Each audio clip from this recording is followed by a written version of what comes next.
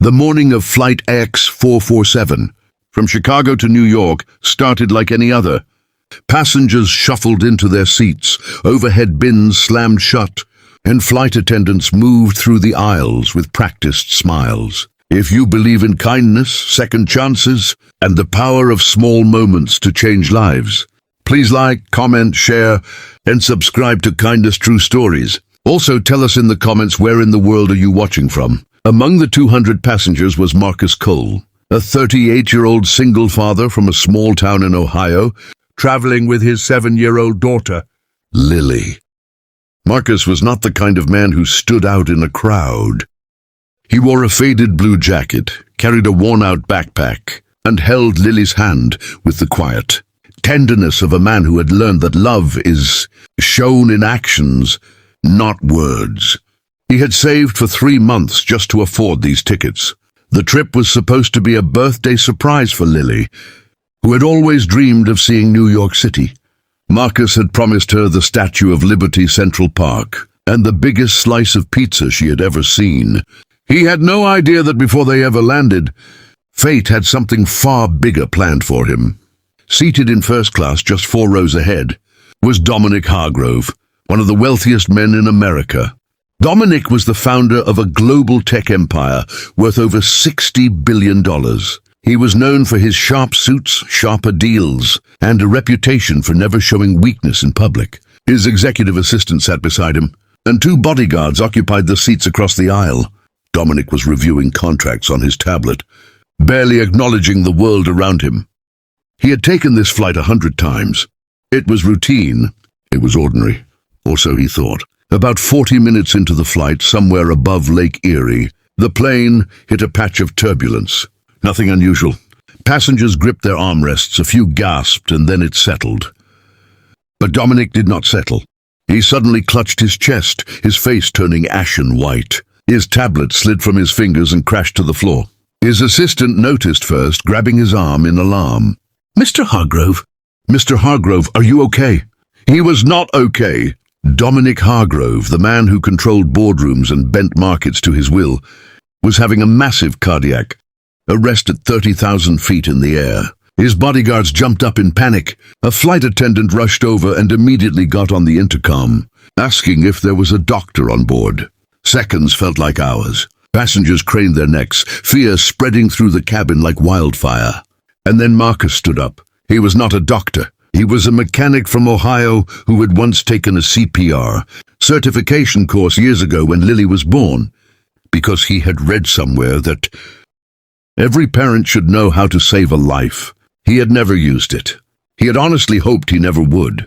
But something inside him, some deep, unshakable instinct, pushed him to his feet. He handed Lily to the woman seated next to them, an elderly grandmother who immediately wrapped her arms around the little girl without question.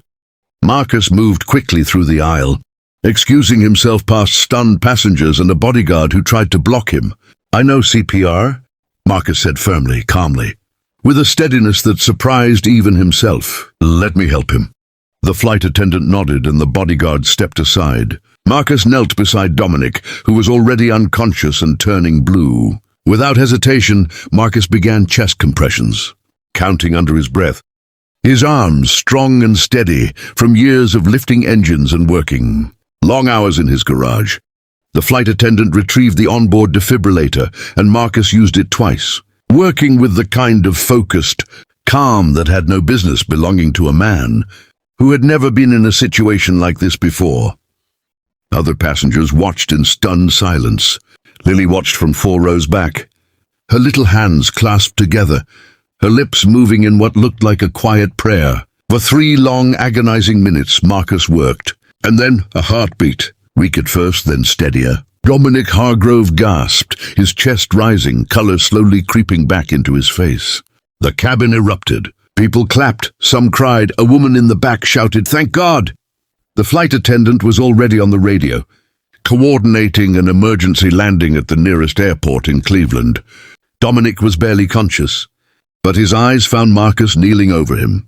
And in that fragile moment between life and death, the billionaire grabbed the mechanic's hand and held it, with a grip that said everything words could not. Marcus simply nodded, squeezed back and whispered, "You're going to be okay." The plane landed in Cleveland 40 minutes later. Paramedics boarded immediately, surrounding Dominic with equipment and urgency. His assistant was weeping. His bodyguards, hardened men who had seen everything, looked shaken to their core. Reporters and cameras were somehow already gathering outside. Someone had leaked the emergency landing. As the paramedics wheeled Dominic off the plane, the billionaire tried to turn his head, searching the faces around him. He was looking for Marcus, but Marcus was already gone. In the chaos and confusion of the emergency landing, as medical teams swept through and passengers were redirected and officials took statements, Marcus had gathered Lily quietly, taken her hand, and slipped away through a side exit. No press, no interviews, no photographs. He did not leave his name with the airline. He did not speak to a single reporter. He simply disappeared into the Cleveland morning with his daughter beside him, rebooked on the next available flight, and arrived in New York City 3 hours later than planned. Lily got her Statue of Liberty. She got her Central Park. She got the biggest slice of pizza Marcus could find, and she ate every single bite with a grin so wide it nearly split her little face in two. Dominic Hargrove recovered fully after emergency surgery.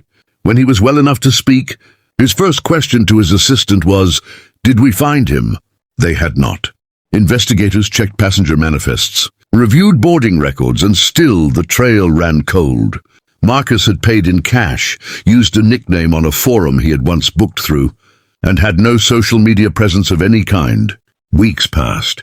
The story spread across the internet, across news channels, across dinner tables and coffee shops. The ghost hero of Flight X447, they called him. Dominic went on television and made a public appeal, his voice thick with emotion, saying that he owed his life to a stranger, and that he needed the world to help him find that man. And somewhere in a small town in Ohio, Marcus sat at his kitchen table with Lily doing her homework beside him, watching that television appeal on a small second-hand TV, and said nothing. He sipped his coffee. He helped Lily with her spelling words. He did not call.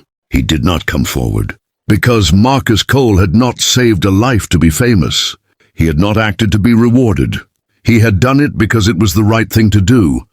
Because that is what he had always taught Lily, that kindness does not ask for applause, that courage does not wait for cameras, and that a good man does what needs to be done and then goes home and lives his life quietly, with integrity and with love. And that, more than anything, is what made him extraordinary. If this story moved your heart and reminded you that everyday heroes walk among us, please show your support by liking, sharing, and subscribing to Kindness True Stories, a channel dedicated to celebrating the quiet heroes, the unsung souls, and the powerful true stories of human kindness that restore our faith in humanity. Every like, every share, every subscription helps more people find these stories and be inspired to choose kindness in their own lives.